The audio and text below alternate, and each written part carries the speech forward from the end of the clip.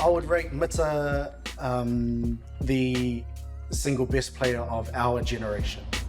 And there's this Mita Graham effect where when he is in your team, you just feel like everything's going to be all right. Yes, what he's done for the game, what he's done for the Black Singlet, for touch right across New Zealand, yeah, it's massive. And I guess my first sort of thoughts was sort of how staunch he was. He was full noise. I guess the competitiveness that I saw in him when I was that young was probably intimidating. Is that man again, Mita Graham? Of course, as you've called, no? E rua pia ngā ingoa rongonu e te pāwhituporo ki Aotearoa nei. Tuatahi ko Peter Walters, tuarua ko Mita Graham. I got into the game relatively late in the piece, when I was about 15, and it wasn't until a couple of years later I was like, oh, New Zealand might be a realistic goal for me. But then, it was never to be the captain or to play for over 10 years or to be this respected figure, I never once thought, oh, I'm Mita Graham, I can just walk into any team, or I'm Mita Graham, I'm going to intimidate all these young fellas or whatever, anything like that. And I think that part of that approach has allowed me to continue to play. Yeah, it's a nice feeling, but I don't ever take it for granted.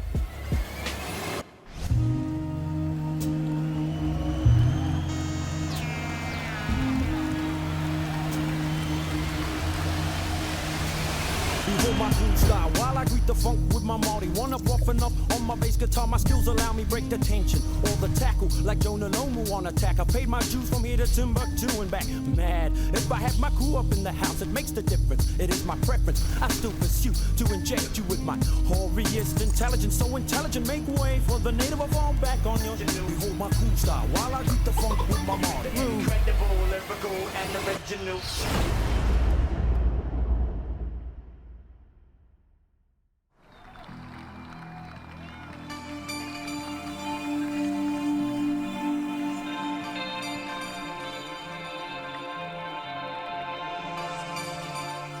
Koinei te upu o te ao tuawha o Mita.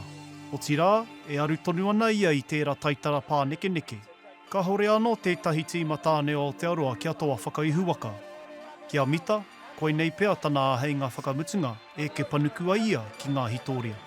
I've been pretty happy with how our team, our World Cup team and squad's been training. Probably one of the most enjoyable campaigns I've had in the build-up to World Cup. And I say this wholeheartedly, probably the best team I've been a part of. Every camp, so enjoyable.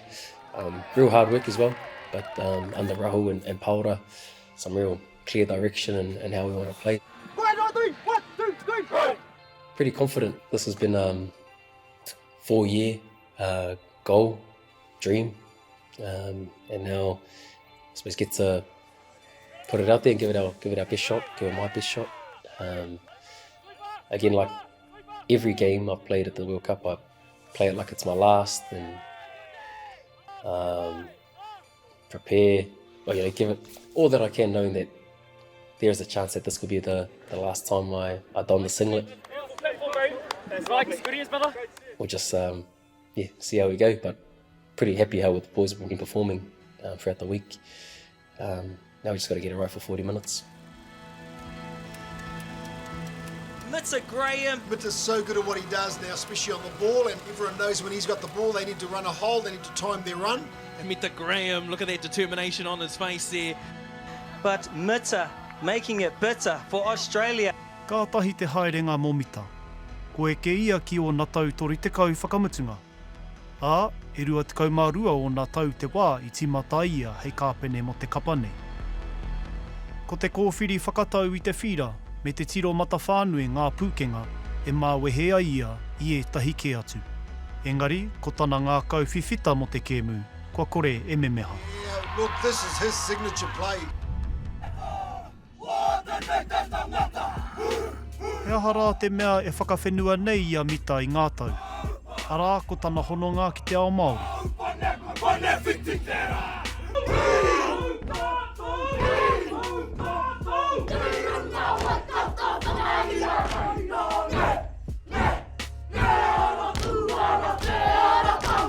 Anō nei taku whakatipuranga, ka reo I tino mā harahara ki taku a Māori, te mea koina noi o te ao I tino mōhio au. wai mari ai ko te reo te kāinga, me taku māmai ko te reo Māori. Reka ka puta i te kāinga, ka uru atu ki nei tīma. I taua wā ka kite au, ai, e nui ngā kaitākora Māori, engari pēr tori noi ho mātou e mohi ana ki te whaitikanga kōrero Māori aha rāne.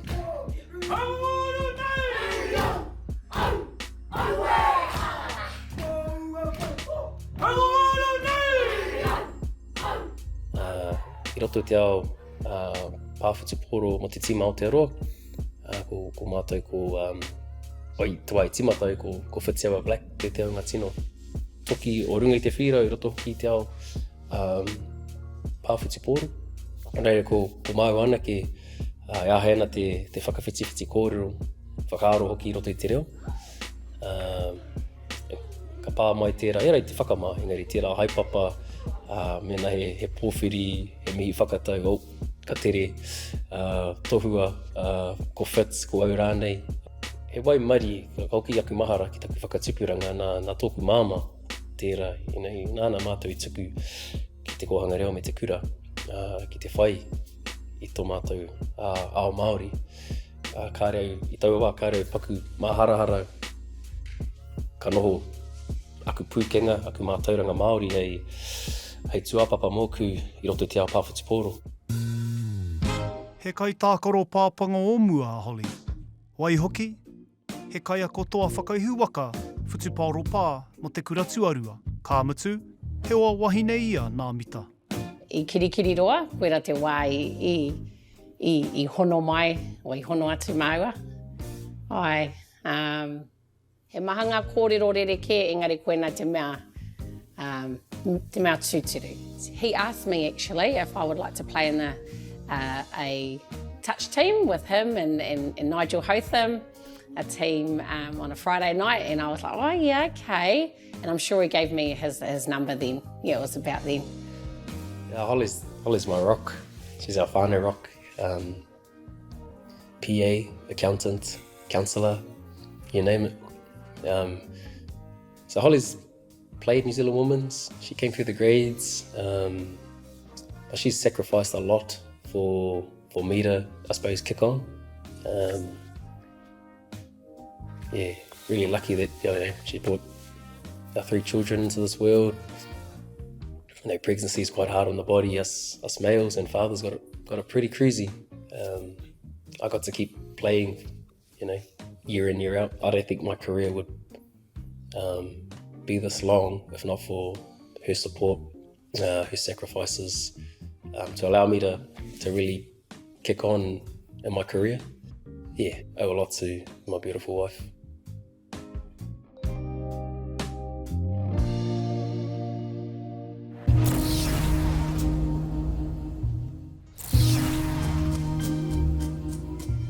Kei tu atu te awenga a Mita i te papatū waiwai a motu.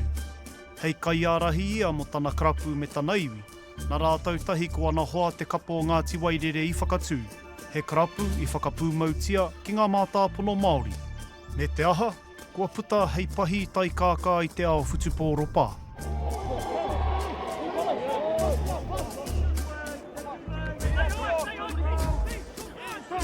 O Ngāti Wairere te kapo o ngā kapa. Mo tēnei mea te pāwhitu pauro. Kia rātou ngā toki katoa, ngā kai tākoro e pūrei ana mā te tīma tāne o Aotearoa. Wairere to me is a place, it's a place where I feel safe. Definitely I can be myself. I've learned a lot of life lessons and on-field lessons through Wairere. So yeah, it's been a big part of my life. But we've been here before, many a time. This is where we shine. 15 minutes to show true character. Here we go. One, two, three. The biggest highlights for me is starting our club Wairere. Not the fact that we've won a few titles and those things will come and go, but that at a young age when we first started, we were able to kind of link up with like-minded people. That we wanted to use touch as a vehicle to be better men, to be better fathers. To shift some cultures and touch, just within our small club and community. Hei tā te whānau pē whairangi, nā rātou te kapa whutupōro pā o ngā tiparau I whakaoho. He taikahanga hononga kia wairere. Te tiriti o Waitangi,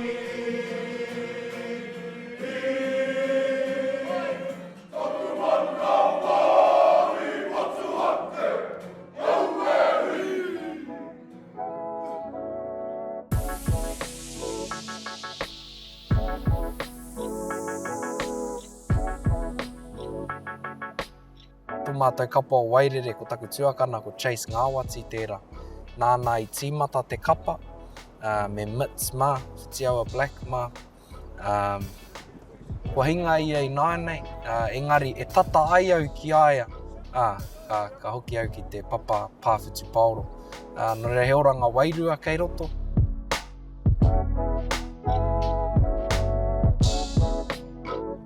Ko te pai o Mita I taku kōrerotanga ki aia, I tere tana whakai. Kia wehe etahi o mātou no te kapa o Wairere ki te whakatipu I tēnei kaupapa. And ko te pai hoki o Mita ko ngā momo tikanga, ngā momo ture, hei whakahaere I te kaupapa o Wairere. Koe hoki, ko kapohia e rā rautaki, hei whāngai I ēnei uri nā reira, e kore ngā mihi e mutu ki te parau.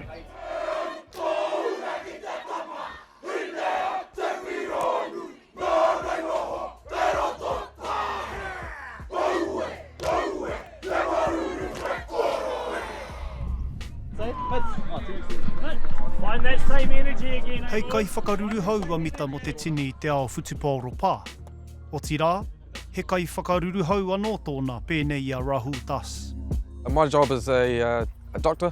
I work at a A&E clinic and part-time as a GP as well. So how does a doctor become the head coach of the Touchbacks men's team? Yeah, I think through just following my passion. As a young teenager, I always sort of followed the All Blacks, and easy way to sort of throw an over ball around was to play touch rugby. So I always had a passion with that. Yeah, it's a bit of a juggle in an amateur environment with my day job, but it's nice to switch away from the daily grind into something I really enjoy and been passionate about for many years. He whiti ini ana whakahi a Rahul. He kōtuku re ringatahi. Ka mutu, he nui ngā wero I tōna tūranga. I'll tell you what, it's been it's had its ups and downs. It's been tough as well, as you can imagine, as a minority and someone who I didn't play for New Zealand or the Touchbacks Open Men's. So I've sort of come through a different pathway. I recently got some feedback from people in my community, something saying something similar to what you've just mentioned. I don't see myself as a trailblazer, but just someone who takes opportunities, follows their passions, and would like wider communities and my people to get involved in a sport that's does so many things on so many different levels in New Zealand.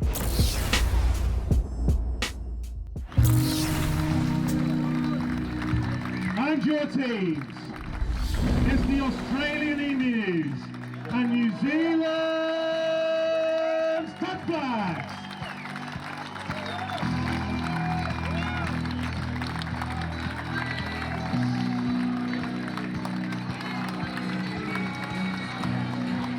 One minute warning. If you can clear the pitch, if you are not playing, otherwise.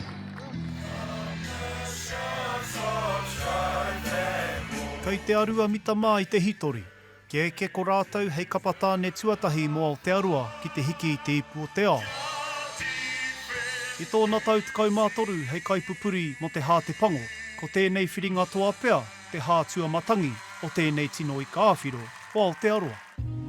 Too easy, but Dylan Hennessy, he can do what he wants with the tool. He's got a lot of tools in his closet. E ke ai Aotearoa I te rānei, me mātua ārai rātou I tētahi o ngā tino hautupua, kohi ki nā te whutupōro. How do we shut down Dylan Hennessy? Dylan Hennessy is, I would say, the greatest player of this generation. I guess that's why he's named the best player in the world. Dylan Hennessy again, the playmaker out of half. playing the ball at speed, and Hennessy, are you kidding? He just has the best vision, I think, in the history of our sport. Punch the hole in there, okay, and we're automatically straight around the back. Okay, if you don't think you can get that ball away, you're straight down there and then we're straight back open. Make sense? All right, bro, let's go in. No, hey, no tries. Let's get it. Keep that energy, bro. Stop on me, stop on 2, 1, 2, 3, stop! My mum used to play touch herself, and then my dad as well, he was a ref. So my whole life I was pretty much brought up around the touch fields and stuff, just as sort of I dragged my kids along. So yeah, I've just been playing since such a young age, and my older brother, he started playing and stuff as well. So then I started playing in his sides. Yeah, I pretty much just was born into it. Mō te maka, kāore he pāinga ia Dylan Hennessy. Ko te ringa whakairo hei whakarite.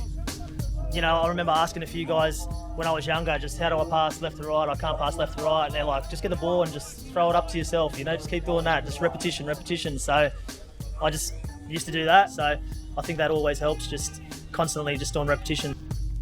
All the talk is stopped. It's time for action. Here we go. The Touch Blacks will tap us off, running from right to left. It's the World Cup final. The gold medal is on the line. New Zealand charging forward early here. Ko tahi ana ke te rere o te ao whutupōro pā. Kia horo te oma. Look at the meters here though from Australia already into their groove as Russell gets involved. Drops it down. Hennessy, the one-handed scoop, looking dangerous. Change of angle. Aussies building nicely. Ko te kaiwhawhati I te tau kumekume. He rangatahi nō kihikihi. Tiro hia tēnā maka. Ifo's performance in the World Cup, it's like the stuff of legend. Like, you know, I've been following touch for about 15 years, especially on the World Cup stage, and I don't think there's been an individual performance that has been more dominant. Like, you look at him, and no offence to him, but he doesn't look like a touch player. He doesn't look sharp or nothing like that, but next minute, man, he's put you on skates, you know, you're left in these dust.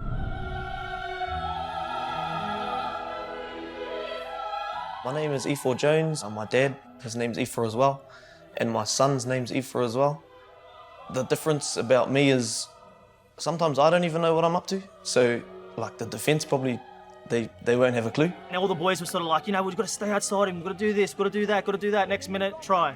Seventh of the tournament now as they bring it forward here. Oh, another chance for New Zealand. And once more, Ifo Jones. Like, come on, bro, like, we know what we're going to do, you know? First of all, from a playing perspective, he's got something that most don't, like his footwork. He's got a different perspective on the game and his vision's slightly different. He's a player that we know has got that ability, and I suppose, you know, this is probably the best I've seen him perform. Yeah, it probably was one of the best performances of my life, that World Cup final. It was probably on the back of my coach Rahul. He just told me to believe in myself and back myself, and I sort of lack in that. But I believed in myself and believed in the words he told me, so which made me, I don't know, I guess play like that. To start the game, I thought we got off to a great start, momentum-wise, especially in the first part. But like any true quality Australian team, they've swung momentum. Now they'll pick up the tempo again, Australia. Oh, Hennessy over the top, pop back in on the inside. Absolute class from the Emus. But it's actually pretty, still in the balance. Fatigue is definitely kicking in. Like I said, it's tough yakka playing the Aussie boys. They only know one speed. The half-time was a good break to reset, get some messages and look at changing some tactics. They're only here for a shit fight, eh, boys? Yeah. Hey, like they're up for it, right? And if they get a bit of momentum, they'll keep going, right? But we got to flatten them right now. Yeah. Okay, so then this next 10 minutes is grind. Right? 1, 2, 3, go! In this second half, we'll look to get the early one. So back underway here for the second half of the culmination of a brilliant 2024 World Cup, the Men's Open final. Ko whakautu anō e Ifo. Whā ki te whā, te tatau winaene. And now back to the left, Marshall King, Hennessy, Marshall King. Oh, the flick pass from Bob, and got there as well. James Cook. Ko te piro a Ifo, te piro whakamutunga. Ka hore Aotearoa e tāia te rere o te kēmu, te aukati. Absolute clockwork, clinical precision. Fortunately, that sums it up for New Zealand. Australia will walk it into the defensive line. They've claimed gold. It's a 10th straight World Cup title, and the celebrations begin down under. 4 returning crew from Malaysia in 2019. Francis, Norman. Kai raro anō te tī mai e putu ana I te upu o te ao. Tau ngāna ki tēnei āhuatanga. When the final whistle blew, it was pretty devastating. It was gutting to see our families and know that, you know, our families still got us, still love us no matter what. That was a big thing for me. Yeah, that was tough. Tough to watch that. And I think all the wives that were there, you just know how much they put into it, and again, the sacrifices you make as a family for them to be a part of that, and just how much it meant to them to want that. And yeah, falling short was hard to watch. But at the same time, you're just so proud. Yep. Yeah, pretty disappointed. Obviously, after the last hurdle of the final, a feeling that I'm actually quite used to, but doesn't get any easier. And I think again, realising that that could be my last game in the black singlet potentially. Yeah, so flood of emotions, a lot of disappointment, but something that I always grateful for is seeing my family straight away. It's the ultimate snap out of it. and so to see my wife and to see my kids, and I know they were gutted for me, but I know that they know that I gave it my best shot. And so, you know, in the lead up to the World Cup, I was sharing with my kids what my goals, you know, what the goals was to win, to be a world champion. And sometimes they would be out there with me, training, you know, catching the passes. You know, I needed someone to pass to, and they'd be out there with me. So I think ultimately, as much as it was a snap out of it, seeing them, it's just a reminder of, again, those life lessons that, you know, set a goal, work hard towards it, but if you don't achieve it, doesn't make you a failure, so to speak. And that's what, when I saw my kids, although they were sad for me and my wife, I was proud that I was an example for them, so to speak, that they can hopefully carry that on in their lives.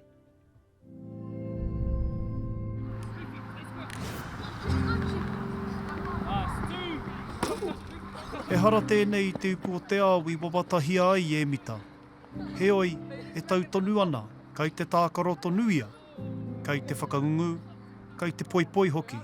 He Māori whakahi e noho nei I te ao futupō ropa. Let's say Jax is defending me, and I'm the scooper. So Jax is this middle, there's a link there, and a wing there. And I scoop through, and I gas Jax, which is easy. What's our policy on this side? Ooh! The other one, man. Hey, so 3-on-3, man on.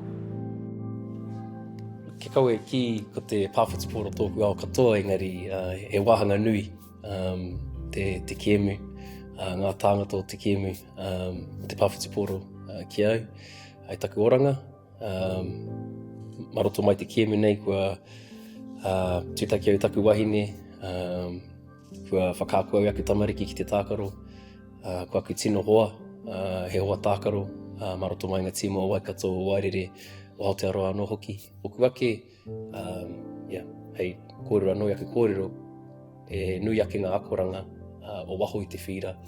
Ka noho ko te hākinakina ko te pāwhutupōro hei waka kawe I ngā akoranga, engari ko te whakapono o te noho whakaiti, te pukumahi, e rā mea katoa, ka akona I runga I te papa hākinakina I roto I te papa prakati, I runga I ngā whira, engari ka kawe ake i taku oranga katoa. So, yeah, more holistic than just playing touch, but it's many life skills that I've learned.